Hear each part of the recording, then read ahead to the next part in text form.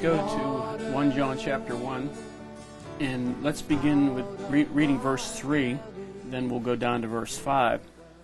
That which we have seen and heard declare we unto you. Now the reason that John is declaring what he's going to say here is found in this verse.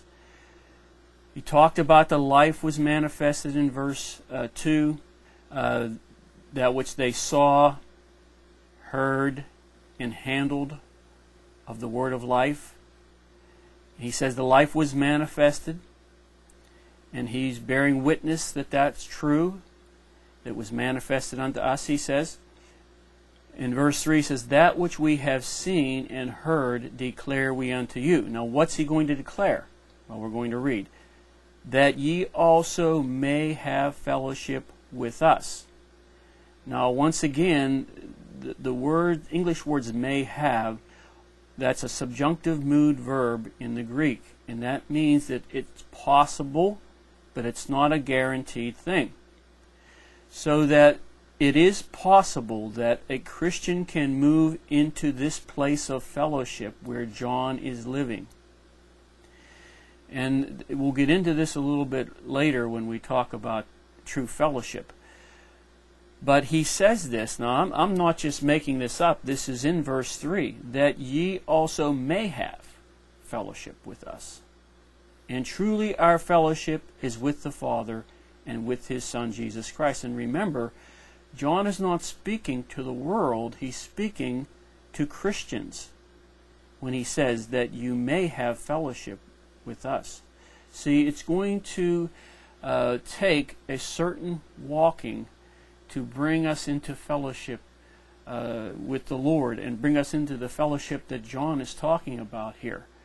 A Christian just cannot live the way they want and think that they're going to move into the closeness with the Lord that John is talking about.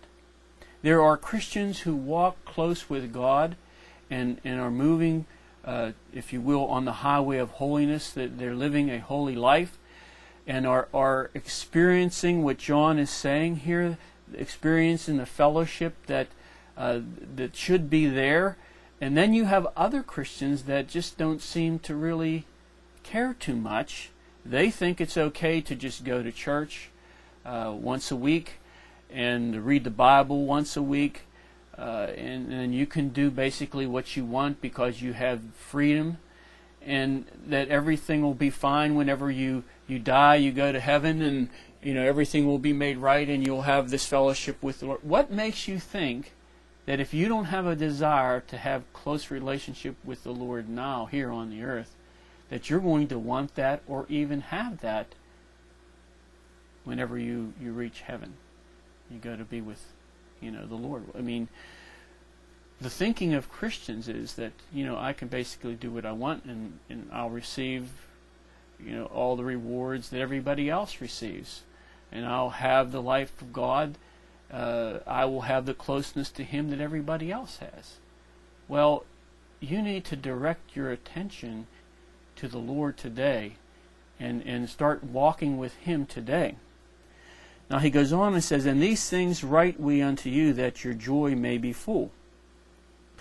Verse 5, this then is the message. Now he brings the declaration. He's bringing forth the message to the church, to those that will hear, that comes out from the life that was manifest to him. John comes to the message here and he says the message is that God is light. Do you have a desire to walk in the light, Christian? If you do, the Lord will bring the light to you.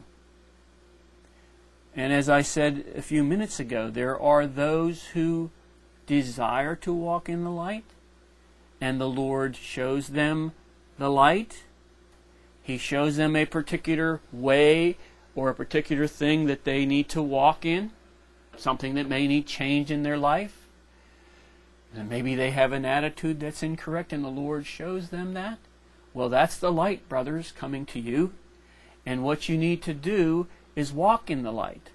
And then you have other Christians that don't desire to walk in the light. They walk in their own ways. They walk in their own will. And it has nothing to do with whether they're saved or not. A person who is saved can walk in their own will. They can desire to do their own will in their life and their own thing. And the Lord brings the light to them. This is the way, walk ye in it. And they don't desire to walk in that. Now, in John chapter 1, verse 4, it says, "In him was life, and the life was the light of men." So the life gives direction, and the light illuminates the way. And if there is a desire to follow the way, then the Lord will bring the light to shine in the way so that a person, a Christian, can walk in that way and attain that which God desires for them to attain. The blessings in their life, the maturity, and all these different things that God desires to place within them. But he goes on in John 3:20 and he says, "For everyone that doeth evil hates the light, neither comes to the light, lest his deeds should be reproved," or lest his deeds should be, brought out in the open. Now, this applies to Christians and to those who are not Christians. See, men love darkness, it says. And by nature, the carnal nature gravitates toward darkness. You don't have to teach a child, a young, 1 year, 2-year-old child to do wrong. They will automatically do wrong because of the nature that is there, because of the sin nature. And they will gravitate toward that which is wrong. But you do have to take the child and teach them that which is right. And so it is with the Christian. The carnal nature will always try to move us toward darkness and away from the light. And not all Christians desire to walk in the light that the Lord is giving them. And if you're honest and you have eyes to see, you can look around at some of the other Christians maybe that you know, and maybe even some that sit near you in church, and you can see that they don't have a desire to walk in certain things. And I mean, that's sad to say that, but it's true. Now, thank God for the Christians that do have the desire to be with God, to be what He's called them to be, to walk in holiness and to move along in the correct way that He's laid out before us through the Word. But the sad fact is that there are those Christians that do not care, and they don't want to walk in the light. For example, the one individual that has a real bad problem with anger. And the Lord comes to them and reveals that, of course, to them and shows them that that's what the problem is in their life. And is there to change that and to heal that, and for them to come to Him to have that particular sin taken care of. And He shows them that, and they say, "No, Lord, I don't have a problem with anger. I don't have a problem with my attitude." And they, don't desire to walk in the light that the Lord is showing them.